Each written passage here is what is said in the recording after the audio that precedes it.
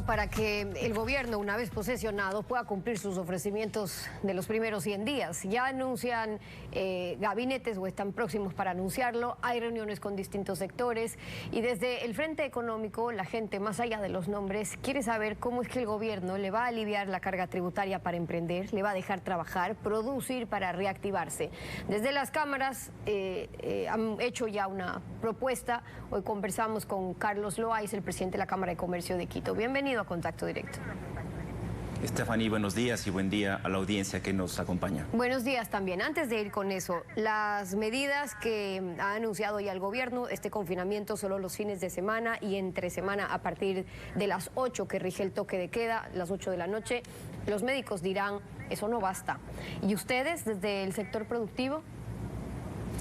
Hemos mantenido una posición similar, Stephanie, en el sentido de que debemos aprovechar la coyuntura para definir un esquema de medidas integrales, como por ejemplo el fortalecer la red de salud. Es muy importante que fortalezcamos la red de salud. Hemos tenido un año, un periodo de tiempo relevante en el cual debió haberse fortalecido la capacidad instalada de los hospitales, debió haberse fortalecido también con la dotación de los insumos, de los implementos, de los medicamentos que los médicos requieren, el llamado de los médicos en términos de tener relevos y efectivamente asegurarnos de que todos los médicos, enfermeras y profesionales de la salud que se encuentran atendiendo en la red pública y en la red privada, es fundamental que cuenten ya con un plan de vacunación y priorización para que ellos puedan haber sido vacunados.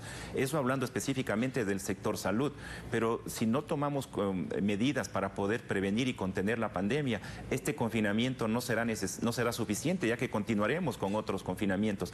Para ello es fundamental también que apliquemos medidas de pruebas rápidas mucho más efectivas, con prioridad para aquellos sectores vulnerables, de manera de que podamos identificar aquellos sectores en los cuales existen mayores niveles de contagio, mayores niveles de desorden o de incumplimiento por parte de la ciudadanía, para efectivamente tener allí los controles y los mecanismos adecuados y la disciplina. ¿Qué pasa con el sector productivo y comercial, tal cual como ha quedado definido o han quedado definidas las restricciones, lo que aplica para el fin de semana, ciertos negocios, restaurantes, bares, teatros, etcétera, y las horas definidas entre semana? Me refiero a los negocios y a las implicaciones ahí. Existe un impacto relevante, Stephanie, tomando en cuenta que la mayor cantidad del consumo por parte de los ecuatorianos y las ecuatorianas, hablando del comercio, se efectúa efectivamente los fines de semana. Dependiendo del sector, el 40 al 45% de las ventas se efectúan el final de semana. Eso va a generar sin duda un efecto relevante en términos de la generación del empleo y también una mayor aglomeración de lunes a viernes. Por lo tanto, esperamos que las medidas sean analizadas y efectivamente, si pueden haber correctivos o mejoras, aprovechemos y tengamos la oportunidad de poder medir los verdaderos impactos de las medidas que han sido anunciadas. ¿Cuál sería un correctivo que puede sugerir el sector productivo, tomando en cuenta la necesidad de esa reactivación, pero las circunstancias también, ¿no? Un virus que ya tiene a más de 300 personas en una cama de espera, hoy una mutación que ya habla también de la afectación que hay en menores de edad o en niños, la viralidad, la transmisibilidad y letalidad que tiene la nueva cepa, es decir, conociendo y todos conscientes y preocupados desde ese sector, pero también desde ese sentido, pero también de las preocupaciones del sector para la reactivación. Si el fin de semana es un problema, pero el fin de semana sabemos que es donde más se están produciendo los contagios por las reuniones sociales, ¿cuál sería entonces una alternativa? Focalizar mucho más, Stephanie, porque deberíamos haber aplicado esquemas de pruebas rápidas que nos permitan identificar sectores específicos de las ciudades o de los cantones en los cuales podríamos tener un confinamiento mucho más segmentado, mucho más acotado y no afectar a la totalidad de una provincia, de un cantón. Por otro lado, un plan de vacunación mucho más efectivo. Necesitamos de manera urgente tener un plan de vacunación que nos permita tener la seguridad y la certeza en qué momento podemos vacunar a la totalidad de los ecuatorianos. Para ello, el aporte del sector privado es fundamental y ya como vimos en esta semana en Colombia, que se permita al sector privado la importación de vacunas de manera de incrementar la capacidad del Estado para poder vacunar y de manera muy acelerada conseguir que los ecuatorianos tengamos el nivel de inmunidad que necesitamos. Para que se pueda dar esa coordinación con el sector privado y con el nuevo gobierno ya a puertas, ¿han tenido ya desde las cámaras reuniones para agilitar precisamente ese proceso? Sí, Stephanie, hemos tenido ya esas conversaciones y hemos puesto a disposición del nuevo gobierno, al igual que lo hicimos con nuestro contingente. Hemos recomendado también que el equipo de salud del nuevo gobierno participe ya en este proceso de toma de decisiones, porque debemos tener claridad. Los aciertos o los desaciertos de estas medidas que se han tomado van a tener un impacto en el inicio del nuevo gobierno. Por lo tanto, es fundamental que el equipo de salud del nuevo gobierno participe ya en el COE nacional y en las decisiones y en el seguimiento que se estará dando en los siguientes días. Y también de cara a lo que se viene, ¿cuáles son las expectativas del sector productivo para estos primeros 100 días? Porque hay temas urgentes que no pueden ser tan progresivos si se busca la reactivación. Empecemos por el régimen tributario, que sería de los primeros en anunciarse. ¿Cómo proponen que el gobierno cumpla su oferta de bajar impuestos mientras el fondo le pide aumente la recaudación? Tenemos que buscar una reforma tributaria y conseguir un sistema tributario mucho más eficiente, mucho más ágil, mucho más simple. Como empresarios estamos dispuestos, por supuesto, a colaborar y a cumplir con las obligaciones y los tributos que nos corresponden. Pero es importante también, Stephanie, comenzar a trabajar en otras variables que las hemos planteado al gobierno nacional.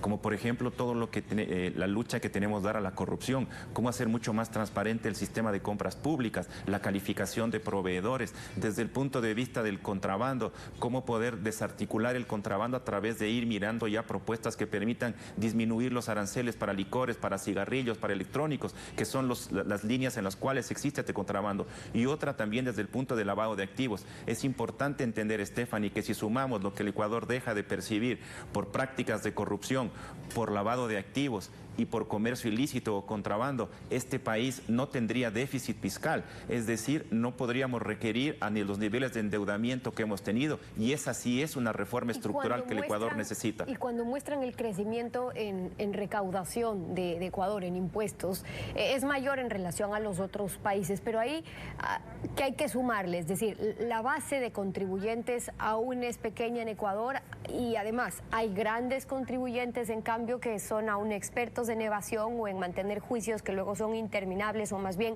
incobrables. Se puede mejorar la recaudación sin subir impuestos a todos, sino cobrando a los que corresponde.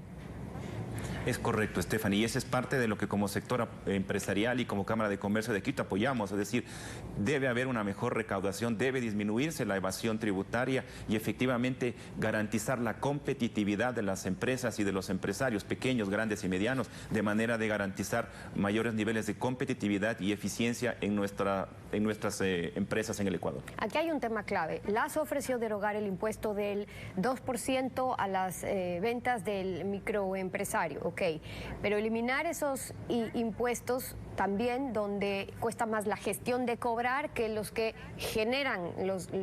generan los mismos impuestos, es lo que dicen ustedes, y simplificar los trámites. Y el IVA, el Fondo Monetario Internacional le pedía, oiga, 2 o 3 puntos porcentuales más arriba, y el país aguanta más bien un aumento del IVA, o podría ser diferenciado, o qué es lo que plantean, porque lo que se ofreció más bien es bajar. Creo que es importante, Stephanie, entender que lo que el Fondo Monetario pide es que el gobierno presente una propuesta, presente un plan. Estamos confiados en que el nuevo equipo de gobierno, por los anuncios que el presidente Guillermo Lasso ha hecho, está preparando una propuesta. Creo que ha tenido un tiempo suficiente para poder establecer una propuesta creativa y diferente para plantearla al Fondo Monetario Internacional. No podemos buscar resultados diferentes haciendo las cosas de la misma manera.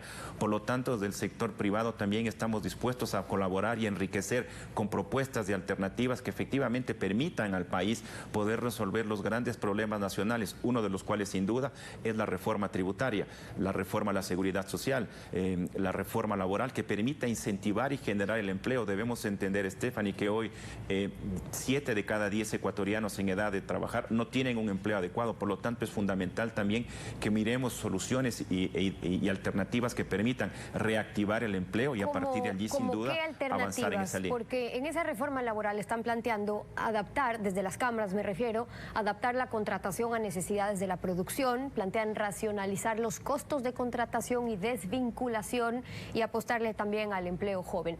¿Eso creen que pueda tener eco cuando en la Asamblea los bloques están diciendo más bien que quieren dar de baja la ley humanitaria que permitió ciertas modificaciones incluso en la contratación, racionalizar los costos de contratación y desvinculación? ¿Cómo?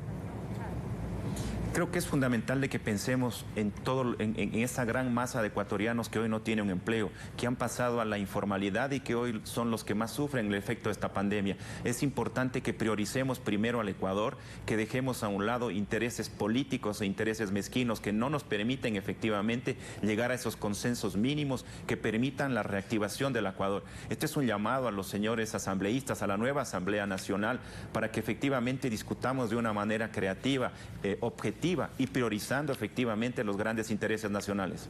Carlos Loaiza, presidente de la Cámara de Comercio de Quito, acompañándonos hoy en Contacto Directo. Gracias por estar con nosotros. Muchas gracias, Estefanía. Buenos días.